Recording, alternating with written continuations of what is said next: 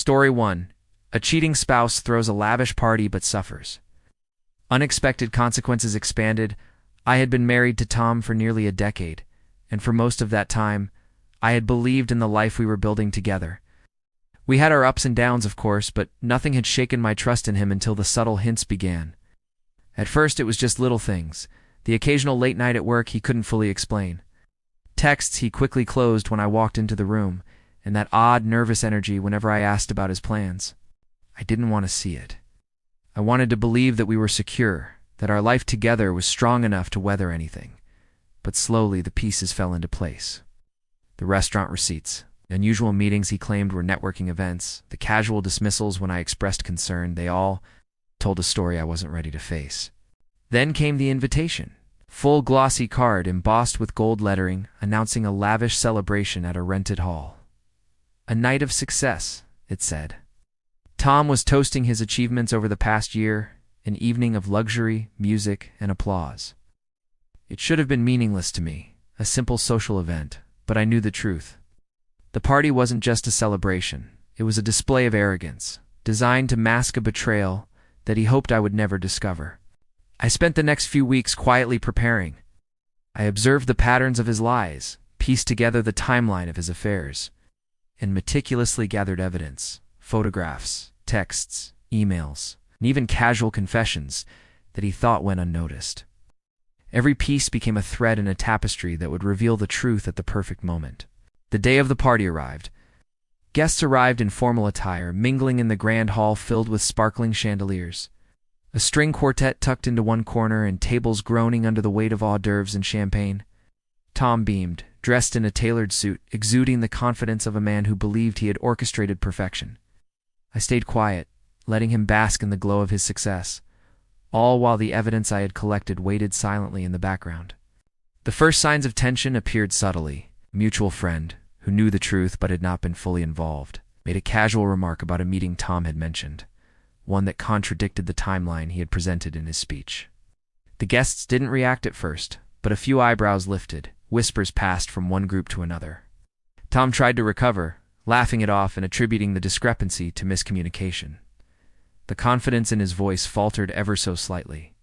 I watched it all, sitting near the back, calm, poised, and composed. This wasn't about instant revenge. It was about exposure, subtle and undeniable. As the evening progressed, the string quartet played softly. Servers moved elegantly between guests, and the grand screens Tom had rented for slideshow presentations glowed with images of supposed success, awards he had won, projects he claimed as his own, and carefully curated snapshots meant to impress. That's when I implemented the next stage of the plan. The presentation slides had been preloaded with metadata, messages, dates, and references that revealed the truth.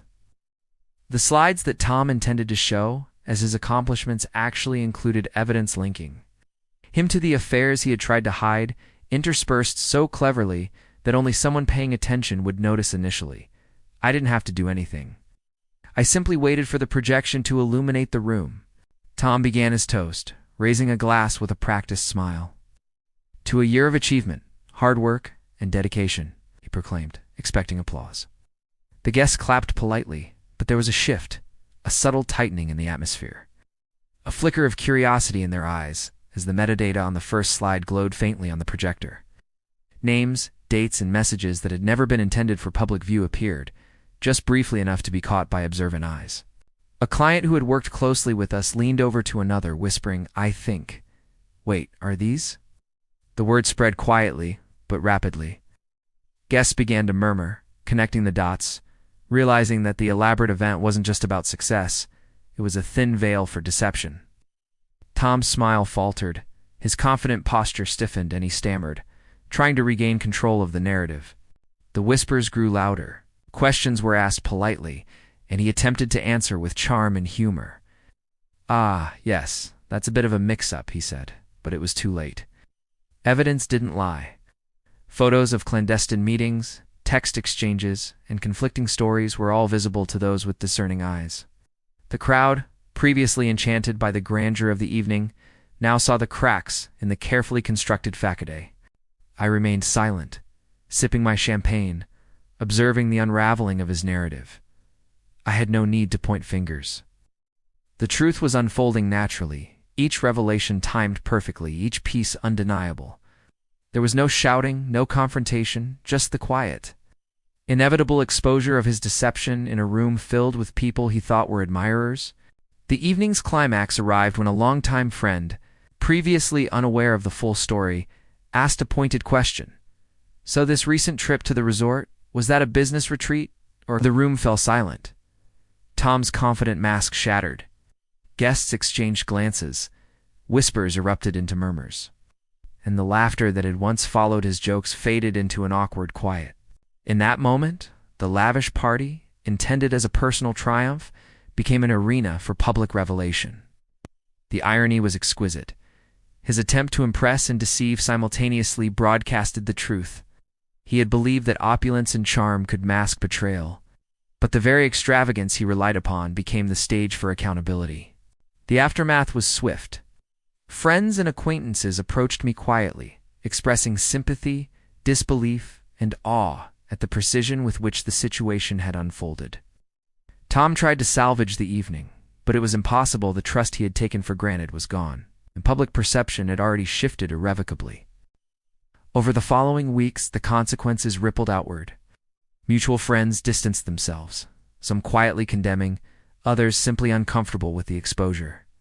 Professional connections that Tom had counted on were now hesitant, aware that deception had been part of his personal conduct. And while the marriage itself ended shortly after, I found myself unexpectedly empowered. The meticulous patience, strategy, and planning I had exercised ensured that I emerged not as a victim but as a person in command of the narrative. Reflecting on the events, I recognized that this was more than just revenge. It was justice delivered through observation, strategy, and timing. I had not confronted him aggressively, nor had I publicly shamed him in a moment of anger. Instead, I had allowed circumstances, evidence, and careful orchestration to reveal the truth. The satisfaction was deep, lasting, and entirely deserved. Months later, the memory of that evening remained vivid. Guests occasionally referenced the lavish party with an ironic smile, recalling how an event meant to celebrate success had instead illuminated deceit. And I, quietly, found peace in knowing that justice had been served, not through confrontation, but through patience, intelligence, and the undeniable power of truth. Even now, I remind myself of the lesson learned. Deception, especially when disguised with charm and extravagance, carries consequences that cannot always be controlled. Revenge need not be loud, impulsive, or vengeful to be effective. Sometimes the quiet, meticulous orchestration of truth is far more powerful. Story 2: The office gossip spreads lies only for everyone to find the truth expanded. Working in a busy corporate office had its challenges, but none were as insidious as dealing with Lisa, the queen of gossip. From the moment she arrived, she had a knack for turning small incidents into rumors, twisting facts to suit her narrative, and making allies out of those willing to spread the latest scandal.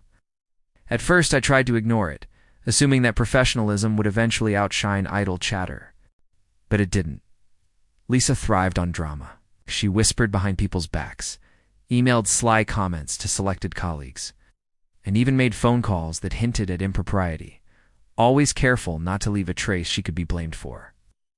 And somehow everything I said or did became fodder for her stories.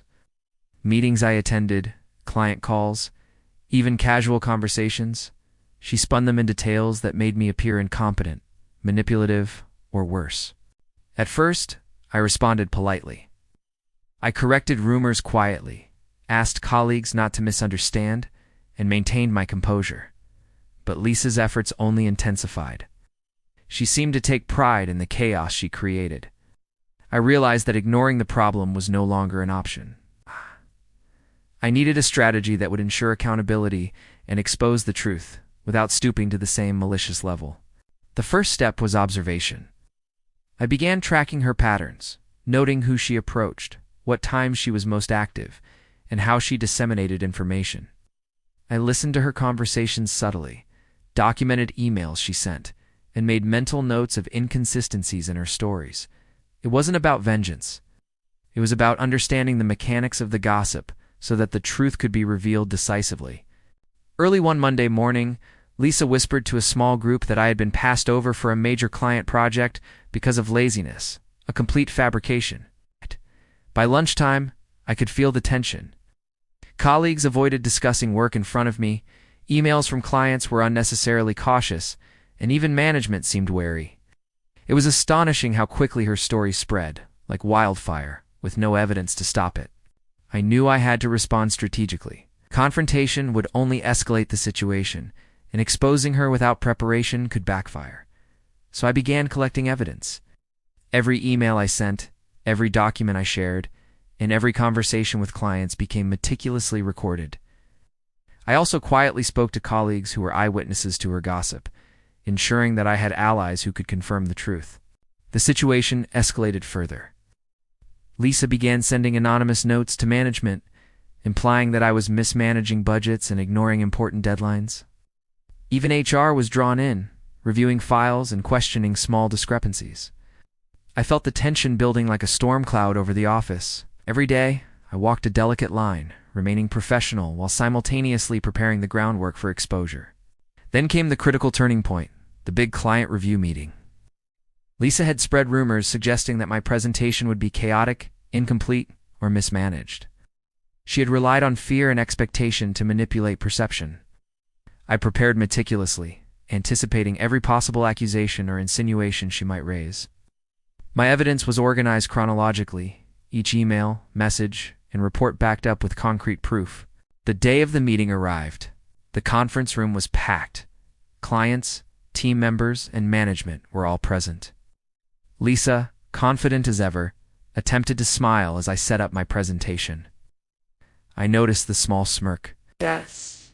The subtle glance she exchanged with colleagues who had become unwitting accomplices to her scheme.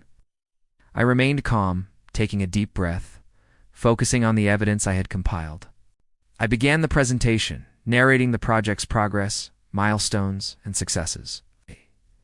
I included detailed references to client approvals, timelines, and outcomes, making sure to highlight every point that countered Lisa's fabricated claims. As I spoke, I noticed subtle reactions, colleagues exchanging glances, nods of recognition, and small smiles of reassurance. Lisa attempted to interject, trying to raise a question that could undermine me, but I had anticipated it.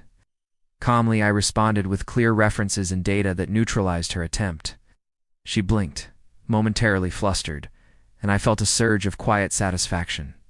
The room was shifting, perception changing, slowly but unmistakably.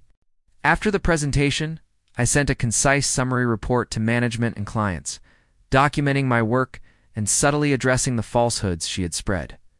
I didn't accuse Lisa directly. I simply laid out facts and evidence, letting the truth speak for itself.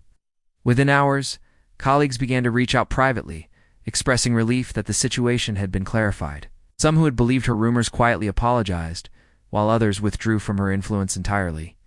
Over the following days, Lisa's behavior shifted dramatically. She became quieter, less confident, and hesitant to gossip openly. Her usual network of allies, once eager to amplify her stories, began distancing themselves. The subtle but undeniable erosion of her credibility was satisfying. It's not out of malice, but because justice had been achieved without conflict. I also reflected on my own approach. It wasn't about trickery or revenge. It was about strategy. Observing, documenting, and patiently planning a course of action allowed me to expose the truth without compromising professionalism.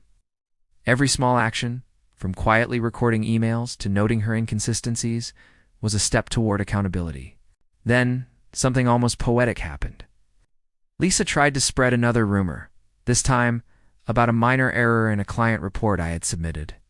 But colleagues, having witnessed the previous exposure, immediately questioned her credibility. Management, too, saw the pattern and asked for clarification, revealing her inconsistency. For the first time, she experienced firsthand how manipulation could backfire when facts and strategy were on the other side.